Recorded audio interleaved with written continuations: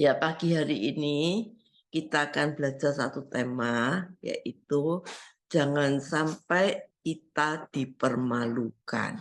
Saudara, kita ambil ayatnya Filipi 1:20 yang berkata, sebab yang sangat kurindukan dan kuharapkan. Ya. Jadi ini Paulus memberikan satu contoh, ya. Sebab yang sangat kurindukan dan kuharapkan ialah bahwa aku dalam segala hal tidak akan beroleh malu.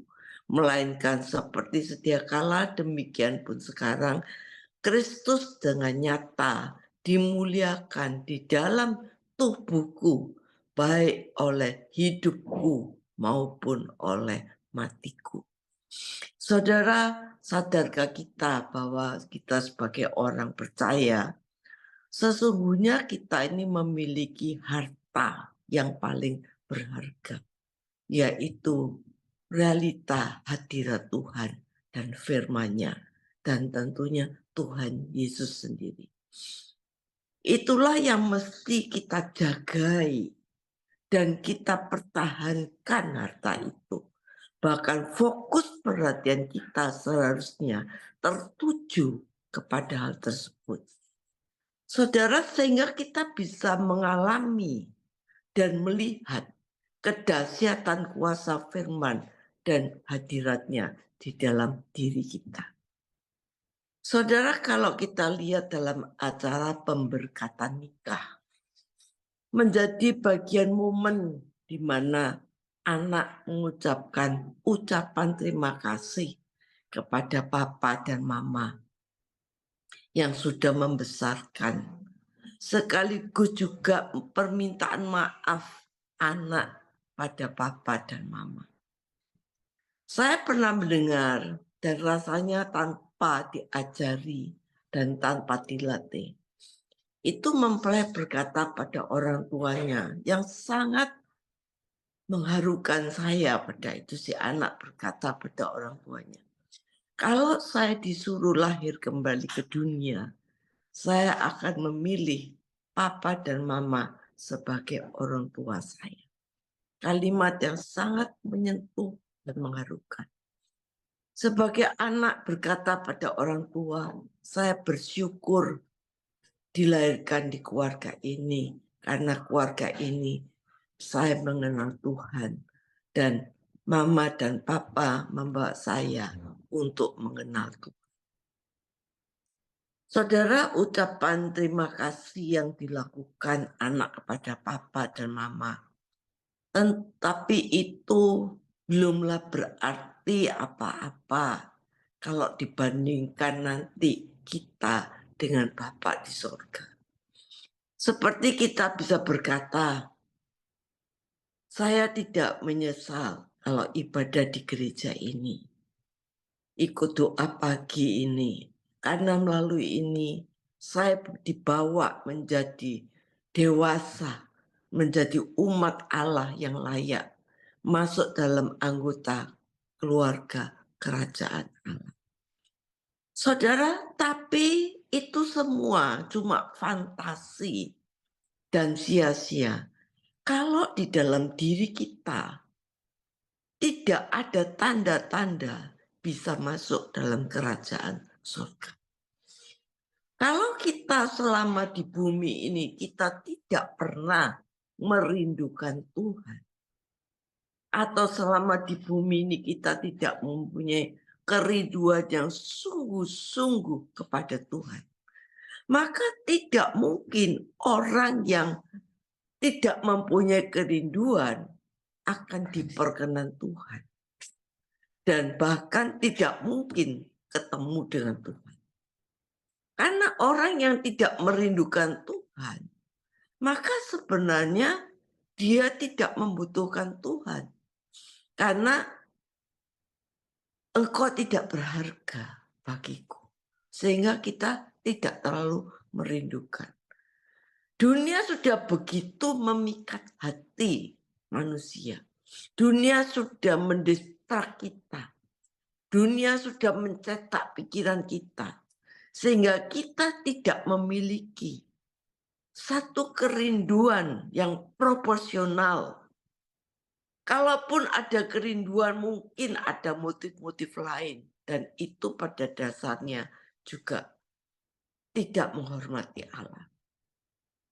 Saudara lihat kesuksesan perjalanan Daud yang panjang.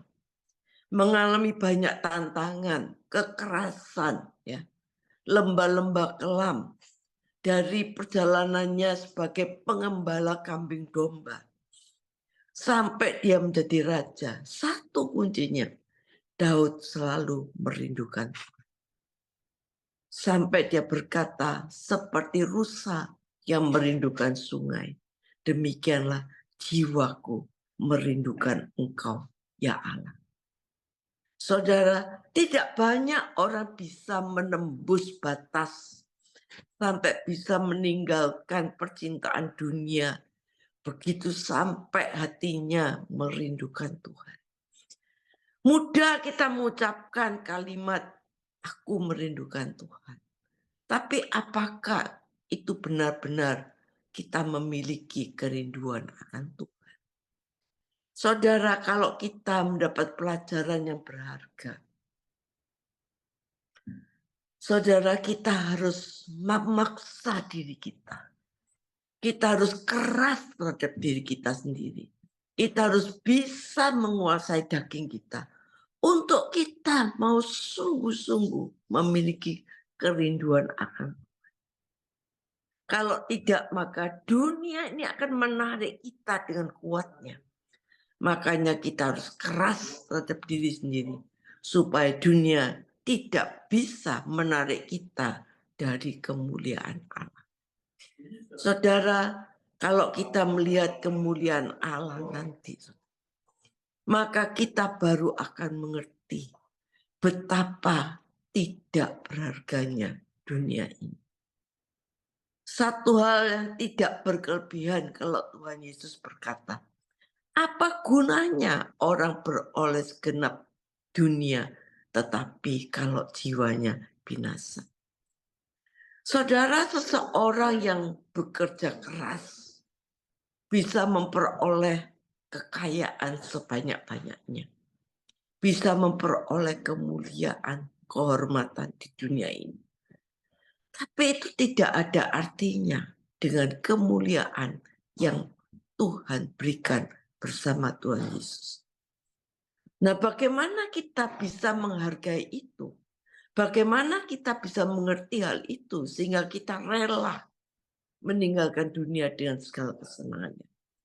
Saudara, kadang-kadang kita ragu. Kenapa? Karena kita kadang-kadang khawatir diolok-olok. Aduh, sok banget ya. Kayaknya sudah nginjak surga aja. Atau ada yang berkata, mungkin masih ada kesenangan. Bukan kesenangan yang melanggar hukum. Atau kesenangan yang dianggap berdosa, bukan. Tapi kesenangan yang membuat hati kita tidak bulat untuk merindukan Tuhan. Kesenangan yang menghalangi hati kita untuk merindukan Tuhan. Melewati perjalanan waktu dan segala pergumulannya, maka kita akan mengerti bahwa memang hati kita harus sungguh-sungguh sepenuhnya mengasihi Tuhan. Seperti yang difirmankan Tuhan. Kalau hati kita sepenuhnya kita berikan pada Tuhan, pasti kita mendapatkan hikmat untuk menempatkan pasangan hidup, orang tua, anak, keluarga, sahabat, dan semuanya. Tuhan akan memberikan hikmat. Saudara, itulah kerinduan kita. Oleh karena itu, sekali lagi, Paulus memberikan pada kita pelajaran yang mahal. Filipi 1:20. Sebab yang sangat kurindukan dan kuharapkan ialah bahwa aku dalam segala hal tidak akan beroleh malu. Melainkan seperti sedia kala, demikian pun sekarang. Kristus nyata dimuliakan di dalam tubuhku. baik oleh hidupku maupun oleh matiku. Karena bagiku hidup itu adalah Kristus dan mati adalah keuntungan. Tetapi jika aku harus hidup di dunia ini, berarti bagiku harus bekerja memberikan buah. Jadi mana yang harus aku pilih? Aku didesak dari dua pihak. Aku ingin pergi dan diam bersama-sama dan Kristus. Itu memang jauh lebih baik. Tetapi lebih perlu untuk tinggal di dunia ini karena kamu. Saudara, karena kamu supaya aku menjadi berkat untuk orang lain. Saudara, kita mau sepakat untuk mau lebih serius ke depan. Saudara, kita mau sungguh-sungguh untuk Tuhan. Kita mau sungguh-sungguh ekstrem untuk Tuhan. Jika kita harus meninggalkan hidup keberagamaan, tetapi benar-benar menjalani hidup kekristenan sesuai dengan yang Allah kehendaki. Dan itulah standar daripada Paulus. Dia berkata, ikutlah aku seperti aku ikut Kristus. Dan Paulus mengatakan, ikuti teladanku seperti aku ikut teladan Kristus. Jadi jangan memandang cara hidup kita itu terlalu berkelebihan. Hidup kita sekarang, saudara, kadang-kadang kita tidak wajar. Kita belum hidup di dalam standarnya Allah. Saudara, setan itu cerdik, saudara. Dia tidak membuat orang jadi rusak. Tidak membuat orang langsung melanggar moral, tetapi dia membawa jemaat kepada standar yang tidak benar. Saudara, saya tidak mau juga mengalami seperti ayat 20 ya. Bahwa kita akan dipermalukan, tapi kita rindu di dalam segala hal kita tidak mendapatkan malu. Ini ayat yang luar biasa, saudara. Nanti kita di pengadilan Tuhan, orang-orang yang tidak sungguh-sungguh tidak menghormati Tuhan, itu akan dipermalukan. Kalau dalam hidup kita tidak membutuhkan Tuhan, tidak merindukan Tuhan, pasti hidup kita tidak bersih. Dan kita akan dipermalukan. Saudara, bagaimana kita bisa umpamanya berbicara di depan banyak orang, muncul di Facebook sebagai orang terhormat. Tetapi nanti di pengadilan Tuhan, Tuhan buang dan Tuhan katakan kita bukan orang benar. Bukankah kita harus mempertanggungjawabkan semua perbuatan kita di dunia sekecil-kecilnya, saudara. Saudara, kalau perbuatan kita di dunia ini tidak berkenan di hati Tuhan, saudara, kita bisa dipermalukan. Dan itu kita harus punya rasa takut, ya. Dan satu hal yang menggetarkan jiwa kita, kalau satu saat Tuhan mengatakan kita dibuang dan kita dipermalukan. Makanya dalam perjalanan hidup ini, kalau kita kadang-kadang dipandang rendah, dipandang jahat oleh orang sekitar kita, maka kadang-kadang situasi ini diizinkan Tuhan untuk bisa mendorong kita untuk kita merindukan Tuhan. Dan akhirnya kita mulia di hadapan Tuhan supaya kita tidak dipermalukan. Saudara, apakah nanti kita dipermalukan atau tidak? Itu tergantung dari hidup kita sekarang. Kita bisa tahu sekarang, jadi bukan suatu bersifat gambling, ya, spekulatif, untung-untungan. Kita bisa tahu kita akan dipermalukan atau tidak. Saudara, apa ukurannya? Ukurannya adalah apakah kita mempermuliakan Allah hari ini oleh matimu dan hidupmu. Kalimat yang lebih gampang, apakah hidupmu hari-hari ini berguna untuk Tuhan. Saudara, setiap hari Tuhan memberi kesempatan pada kita untuk kita bisa menyenangkan hati Tuhan. Kita mau menyenangkan diri sendiri atau kita mau menyenangkan Tuhan. Itu tergantung dari kita, pilihan kita. Dalam peristiwa keseharian kita, kalau ada orang yang mungkin motong jalan kita, ya, bagaimana reaksi kita? Ya, itu latihan kita. Apa yang keluar dari mulut kita? Kita jalan lurus, tiba-tiba dipotong. Mungkin di Amerika nggak seberapa. Kalau di Indo, saudara, itu namanya sepeda motor tuh kayak capung. Kadang-kadang memotong. Dan waktu kita dipotong, apa yang keluar dalam mulut kita? Kata-kata apa yang keluar? Saudara, ini latihan kita. Bagaimana suami terhadap istri? Kalau suami kasar, sedikit-sedikit pukul istri. Saudara, ini latihan kita. Kadang-kadang suami berkata, di mana matamu? Saudara, ini kesempatan banyak, saudara, yang Tuhan berikan untuk kita bisa menyenangkan Tuhan. Kita lihat Nuh, satu penghiburan Allah pada zamannya. Walaupun dia hidup di tengah-tengah kekerasan, tapi hidupnya sungguh-sungguh berkenan di hati Tuhan. Karena dia melekat pada Tuhan. Kalau orang yang tidak melekat pada Tuhan, maka mulutnya ini yang dikeluarkan beda. Omelan, kata-kata yang keluar, amarah, kata-kata tidak sopan, menyakiti hati orang. Saudara, kalau setiap keadaan yang disodorkan kita, saudara, apapun keadaan kita, mungkin kita direndahkan, kita diolok, tapi ucapan kita ini bersih, pikiran kita bersih.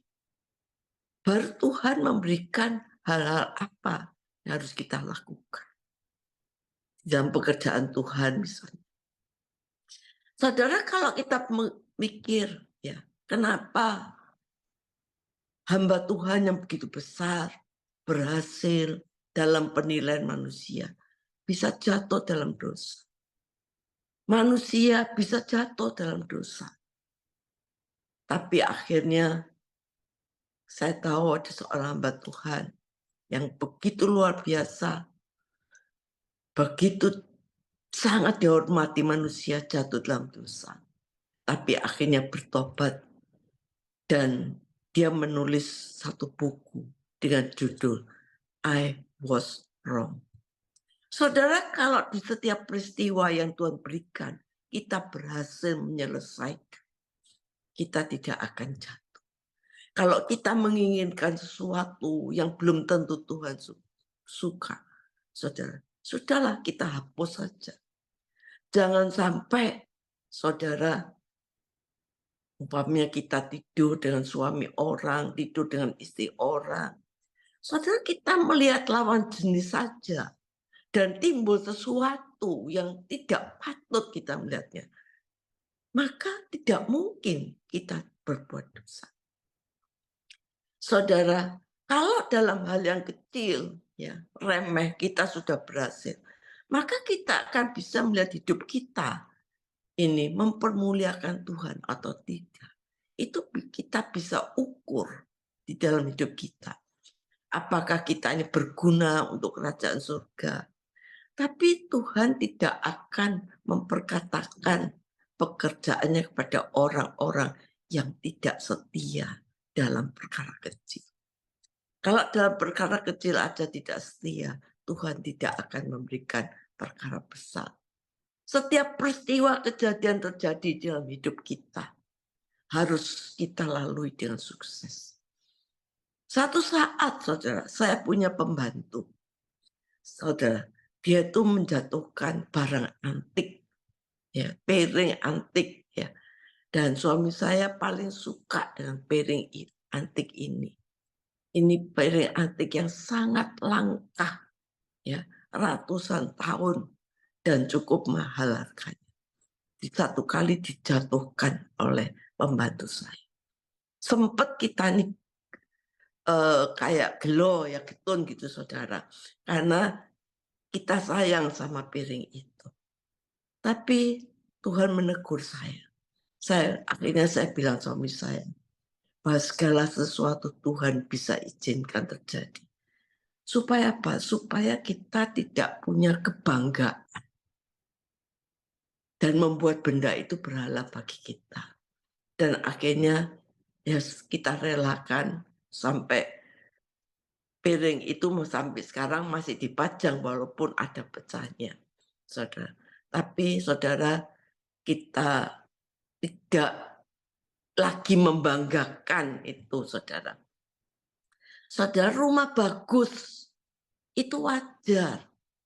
Tuhan berkati kita sehingga kita dapat rumah bagus. Tapi jangan itu menjadi berhala kita.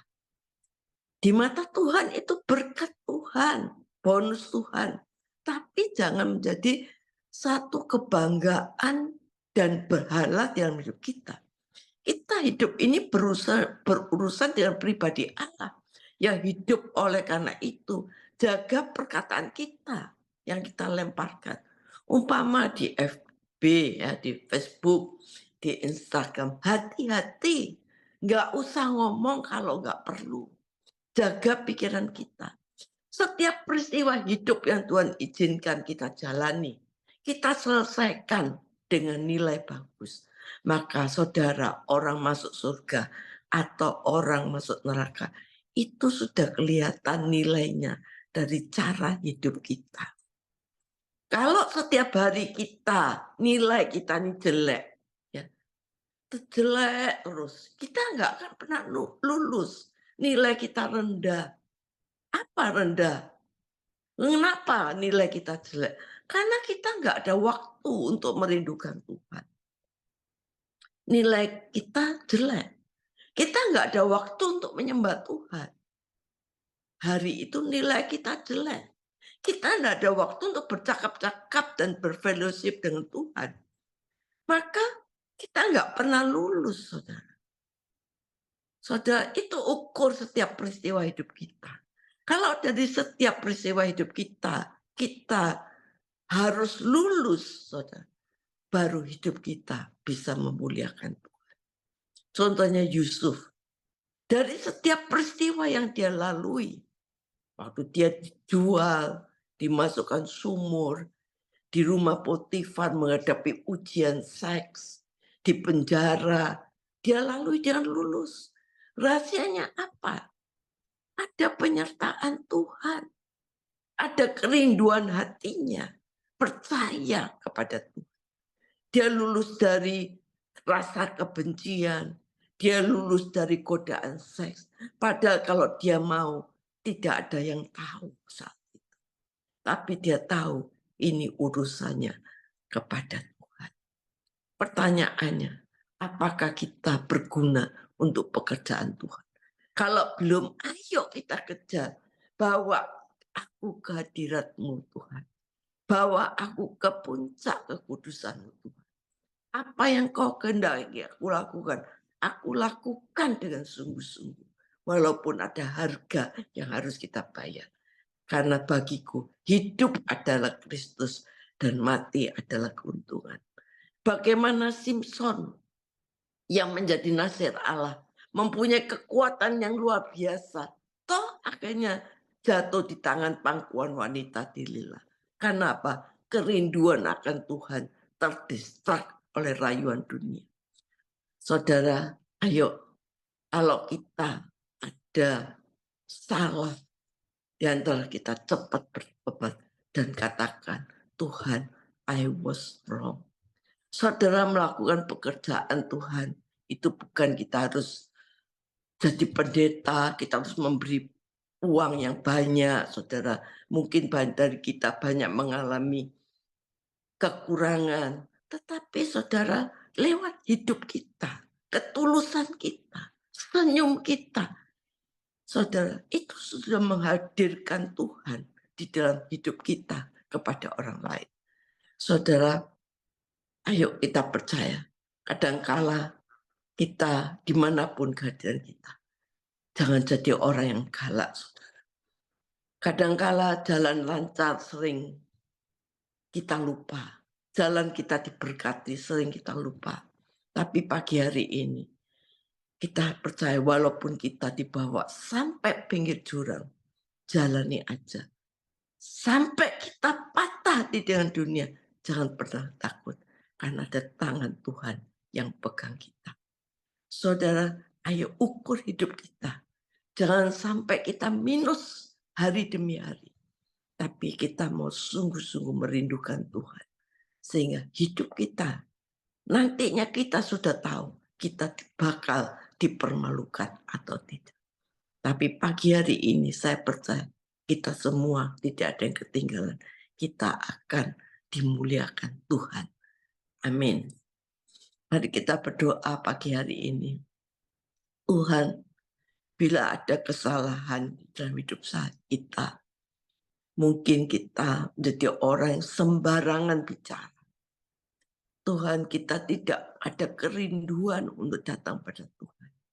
Tapi pagi hari ini, biarlah firman ini menyegarkan kita, menasihati kita, untuk kita lebih baik, lebih dewasa, dan akhirnya hidup kita tidak dipermalukan, tidak dibuang, tapi mempermuliakan Tuhan. Amin.